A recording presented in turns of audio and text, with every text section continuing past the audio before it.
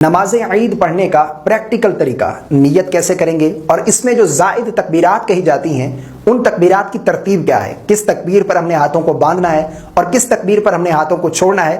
اس میں بہت سارے لوگ بھول جاتے ہیں، انہیں معلوم نہیں ہوتا کہ اب ہاتھ باندھنے ہیں یا ہاتھوں کو چھوڑنا ہے، تو پھر وہ ایک طرف دوسری طرف دیکھتے رہتے ہیں۔ تو آج میں آپ لوگوں کو آسان الفاظ میں نماز عید پڑھنے کا طریقہ سمجھانے جا رہا ہوں۔ دیکھیں، امام کے پیچھے، امام کی ابتدا میں ہم نماز عید الفطر کیسے ادا کریں گے۔ سب سے پہلے ہم نے نیت کرنی ہے، نیت کا کرنا یہ ضروری ہے۔ انما الاعمال بالنیات، اعمال کا دار و مدار نیت پر ہے۔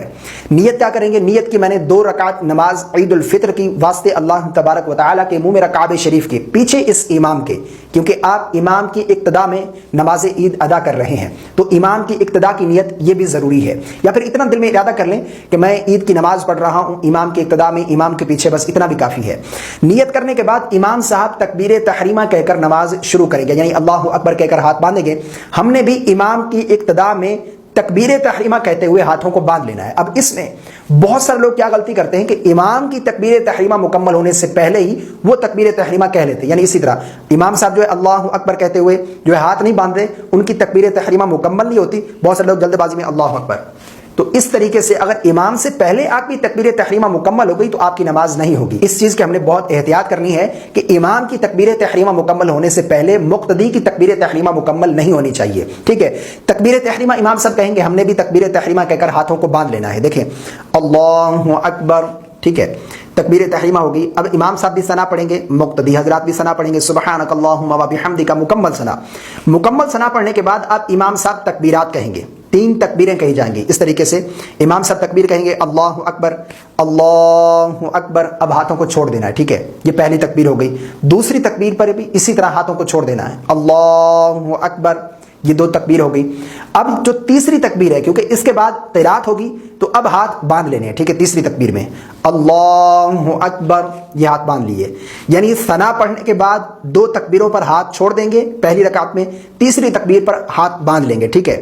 اب امام صاحب جو وہ قرات کریں گے، ہم امام کی قرات کو خاموشی کے ساتھ سنیں گے۔ قرات کرنے کے بعد رکوع ہوگا، پھر رکوع کے بعد سجدے ہوں گے دونوں، یہ 1 رکعت کمپلیٹ ہو گئی۔ اب دوسری رکعت میں جب امام صاحب کھڑے ہوں گے تو سب سے پہلے قرات کریں گے، اب تکبیرات نہیں کہی جائیں گی۔ یاد رکھیے گا، پہلی رکعت میں قرات سے پہلے تکبیرات ہوں گی اور دوسری رکعت میں قرات مکمل ہونے کے بعد تکبیرات رکوع میں جانے سے پہلے جو ہے وہ کہی جائیں گی، ٹھیک ہے۔ دوسری رکعت میں کھڑے ہوں گے تو سب سے پہلے جو ہے امام صاحب قرات کریں گے، سورہ فاتحہ پڑھیں گے، پھر کوئی سورت ملائیں گے، اس کے بعد اب 3 تکبیرات کہی جائیں گے، ٹھیک ہے۔ اس طریقے سے اللہ اکبر، یہ ہاتھ چھوڑ دیے، پھر دوسری تکبیر اللہ اکبر، یہ ہاتھ چھوڑ دیے، یہ تیسری تکبیر اب کہیں گے اللہ اکبر، یہ ہاتھ چھوڑ دیے۔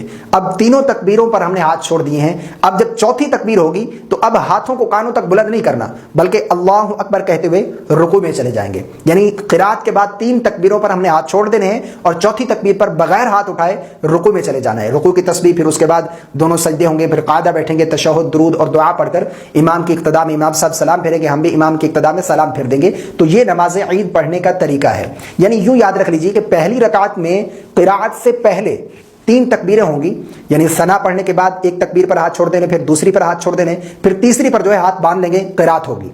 اسی طرح دوسری رکعت میں جب کھڑے ہوں گے تو امام صاحب قرات کریں گے، قرات کے بعد پہلی تکبیر پر ہاتھ چھوڑیں گے، پھر دوسری پر چھوڑیں گے، پھر تیسری پر بھی ہاتھ چھوڑ دیں گے، پھر چوتھی تکبیر پر بغیر ہاتھ اٹھائے رکوع میں چلے جائیں گے، ٹھیک ہے۔ تو یہ عید کی نماز ادا کرنے کا بالکل آسان طریقہ ہے۔ مجھے امید ہے آپ کو میری باتیں سمجھ آ گئی ہوں گی۔ ویڈیو پسند آنے کی صورت میں لائک اور شیئر کرنا بالکل نہ بھولیے گا۔